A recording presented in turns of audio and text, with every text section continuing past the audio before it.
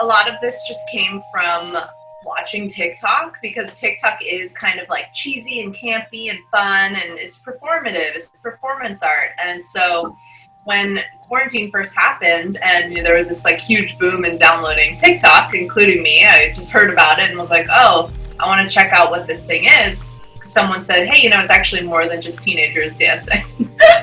And so I just started watching, and the more I watched, the more it was giving me content that I was figuring out I liked. So it was like really awesome, like social justice, like Black Lives Matter, stuff about relationships and sexuality. And I was seeing all these therapists, and and everyone's relaying their message in this like very fun edutainment kind of catchy way. It's like, there's like dancing and it's fun, and it can also be like deep and emotional, but the whole thing's very performative. And so I was really inspired by the platform, and it fits my personality really well, because I used to be a musical theater performer, and so I really like the exaggerated, over the top, like performy aspect of that kind of style, and now you can post all these TikToks to Reels. So I'm just like reusing all my TikToks and gaining huge traction on Instagram like I've never seen before because of Reels. So I feel like this format, this more campy, cheesy, performative, and like, entertaining, I feel like that's just becoming a style, because you can now post TikToks to Instagram, and YouTube is making a shorts, so you can post your TikToks to there. So I feel like that that style of that medium is now translating into other media. I definitely like to weave into the more like kind of goofy, performative, playful TikToks, more straight TikToks where I'm just talking, and those don't perform as well with the algorithm, but those are for my followers, because people find me through the ones that go viral, which are more of the like goofy, playful, shorter pointing, dancing videos. But then people, stick around for some more serious content. And so I definitely will make longer, more educational ones like that. Or like I did a 60-second long explanation of what vaginismus was. And of course, that's not going to go viral, right? But for people who are following me because they're really interested in sex and relationships, or they have some struggling that they're going through around sex and relationships, I try to make content that really helps people, and people reach out and say, hey, can you make a video about this?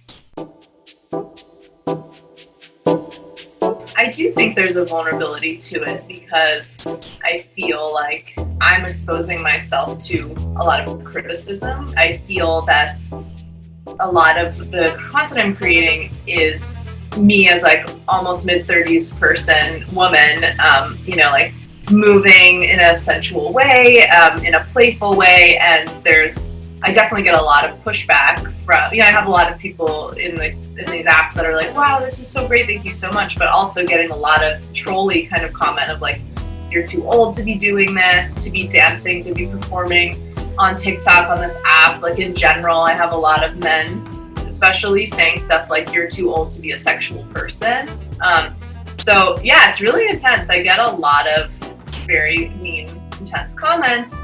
And so for me, I feel like what's coming through is like a reclamation of just like, yeah, I'm going to be mid-30s, and then I'm going to be in my 40s, and then I'm going to be in my 50s, and I'm still going to want to have sex. I'm still going to love performing. That stuff's not going to go away. I'm still going to want to talk about it. So for me, creating this content is really just about like showing myself out to the world. Just like, yeah, here I am.